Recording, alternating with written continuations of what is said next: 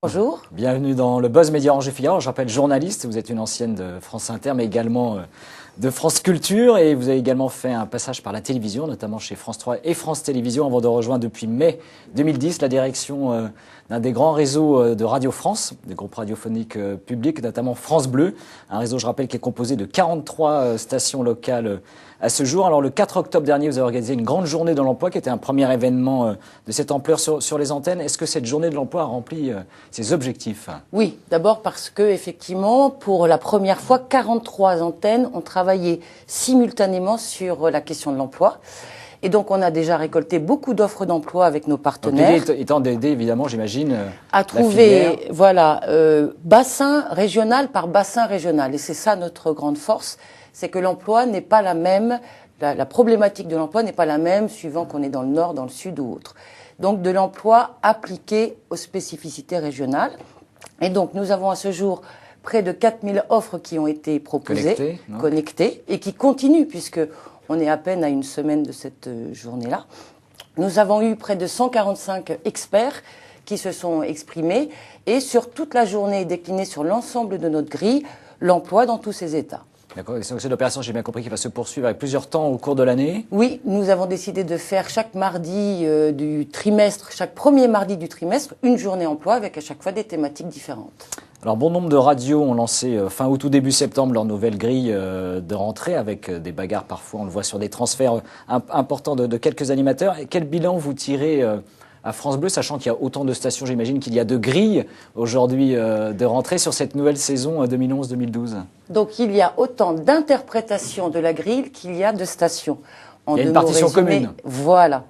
Nous avons une partition commune qui est basée sur une rythmique qu'on donne à la radio, sur une stratégie musicale qui est la même pour l'ensemble de nos radios, et sur des ingrédients, des valeurs qui sont ensuite déclinées dans chacune des régions. Les valeurs, je dirais, qui Alors, sont les valeurs pour qui sont proximité, non seulement géographique, on parle de ce qui est autour de nous, mais aussi de centre d'intérêt. C'est le vu d'ici, c'est ce qui nous concerne, vu de là où on est.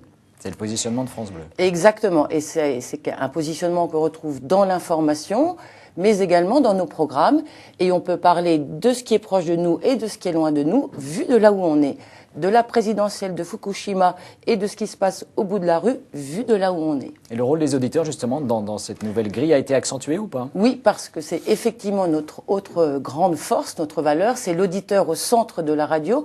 On est un peu le précurseur des réseaux sociaux, puisque les auditeurs apportent leur information. Donc ils l'apportent soit pour donner des éléments de trafic, ils l'apportent soit pour donner de l'information, soit pour donner leurs recettes de cuisine, parce que c'est tout au long de la journée, et puis pour donner leur coup de cœur, leur coup de gueule. On les invite aussi au cinéma, ils apportent leur contribution pour dire « j'ai aimé, j'ai pas aimé ». Donc on est précurseur des réseaux sociaux, c'est sur la radio, et c'est donc France Bleu.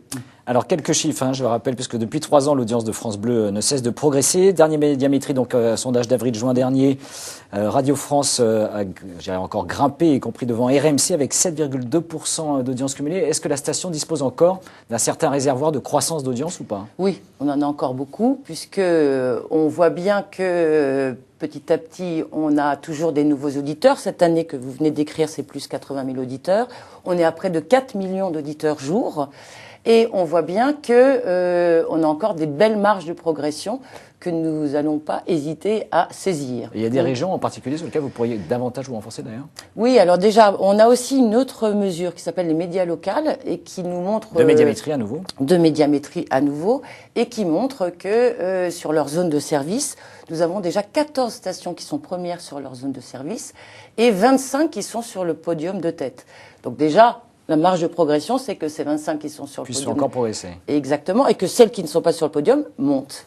Alors la station, vous l'avez dit, avec un ancrage fort aujourd'hui local. Est-ce qu'avec l'information nationale et la campagne présidentielle qui va s'ouvrir en France, c'est un sujet sur lequel vous pourrez mettre en place des dispositifs spécifiques qui vous permettront justement d'élargir encore votre audience? Bien sûr, puisqu'on parle de tout sur France Bleu, mais à notre manière, avec notre vue d'ici. Donc, je ne vais pas vous révéler notre dispositif final, parce qu'il y a encore une réunion qui doit affiner tout cela.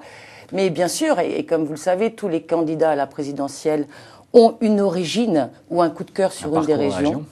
Et donc effectivement, quand on voit une personne qui vient de telle région comme Martine Aubry de Lille, comme François Hollande de Corrèze ou comme tous les autres candidats qui vont se déclarer, on les prend vus d'ici et par rapport à un regard de proximité que je crois nous sommes les seuls à avoir. Alors, dernière question rapide sur les médias numériques, le podcast, que Médiamétrie vient de publier les données concernant les podcasts, c'est-à-dire la radio de rattrapage. Radio France est plutôt l'un des champions. Nous, dernier, c'était France Inter, France Inter, 2,3 millions de podcasts, de téléchargements, contre 41 000 pour France Bleu. Est-ce que vous pouvez progresser sur ce média numérique? Est-ce que vous êtes jouer d'une certaine manière dans la même cour que vos consoeurs de Radio France ou pas? On est différent. Pourquoi? Parce qu'on est une radio de flux, c'est-à-dire qu'on échange et tout s'écrit comme ça. En revanche, on a des podcasts qui marchent très très bien. C'est des rendez-vous recettes de cuisine, où là, ça marche très bien. Nos séries, nous avons des séries de création des ateliers radiophoniques, des séries courtes, un peu du style Un gars, une fille, mais en radio. Et écrit et ciselé à la radio. Et tout ça, ça marche très très bien. Donc effectivement, nous allons continuer de construire cette offre-là. Et puis sur l'univers numérique, c'est-à-dire sur nos sites, être encore plus en offensive sur ce qui fait notre force, c'est aussi le service. Je ne l'avais pas dit aussi, c'est que nous sommes la station-service. Quand il y a des grèves à la SNCF, c'est chez nous qu'on a l'info. Quand il y a des problèmes d'approvisionnement en carburant, c'est chez nous qu'on a l'information, puisqu'on a nos auditeurs qui disent eux-mêmes attention, là, il y a plus d'essence qu'ici. Donc, ce sont eux-mêmes les vecteurs d'information. Exactement. Et donc, c'est cette radio-service que nous promouvons donc jour après jour. Eh bien, merci d'être venu dans le Buzz Média Orange Le Figaro. Et nous nous retrouvons dès demain avec un nouvel invité. Merci encore et surtout, très bonne journée. Merci.